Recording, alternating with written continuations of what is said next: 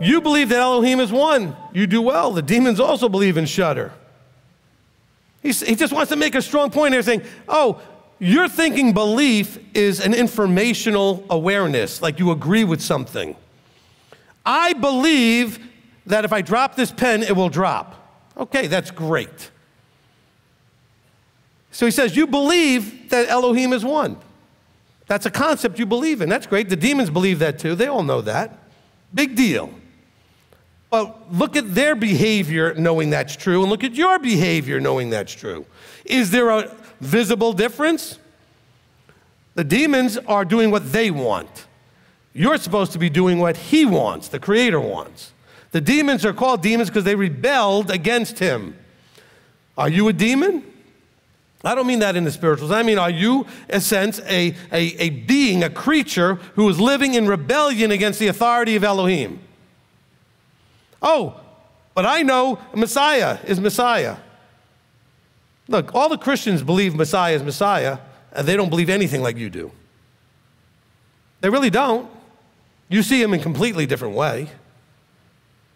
You're talking about the same being. Both groups are talking about the same being. They're talking about a Father, they're talking about the Son, they're talking about from the same source of the Bible, but yet somehow we see it completely differently. One sees Yeshua as this warm, fuzzy, did away with all worldly challenges, did everything so you don't have to. The law is done away with, no responsibilities, no issues, because he did it all for you. The other sees him as the lawgiver and the example of what it looks like and what happens when you submit. What happens when you go under and do everything. The fulfillment of the law means you become him. That's why we still need to do the law, because it's the thing that transforms you from what you are into what he is.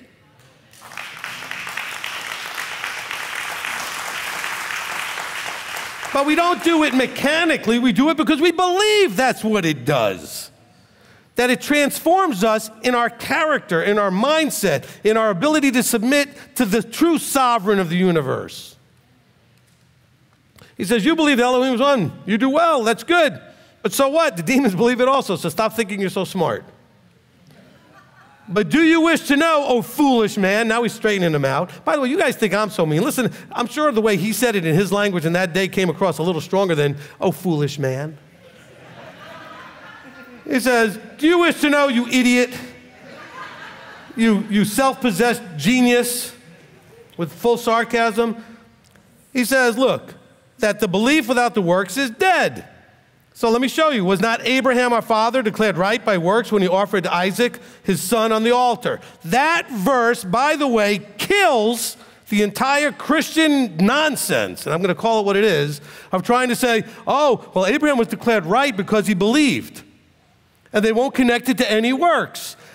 James, in your book, connects it to the works. Because when they read it in Genesis, it's not directly connected to that moment.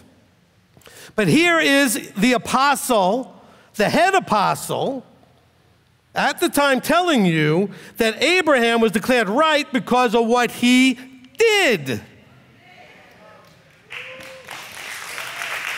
That's not my opinion. That's not me extrapolating. That's literally what it says.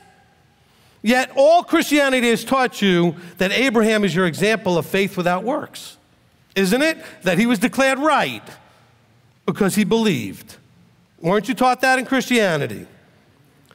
Their book has this verse too. That's why they hate James. They never want to go to James. You probably never heard that in your church that much because they don't want to go here. He says, was not Abraham our father declared right by works when he offered up Isaac his son on the altar? Do you see that the belief was working with his works, and by the works the belief was perfected? So what did he believe? He believed that Elohim was sovereign, that whatever he said to do would work out somehow, and he would just go and do in faith that doing would bring good results.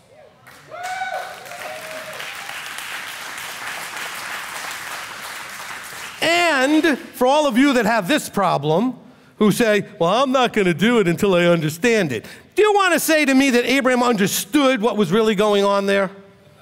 There is no way he understood what was going to happen. All he understood was that it was going to be good. That somehow it was going to be good. That he was going to listen and obey, and that's what he needed to do. He didn't understand. He didn't know why he was doing it and what was the purpose. He just said, yes, sir.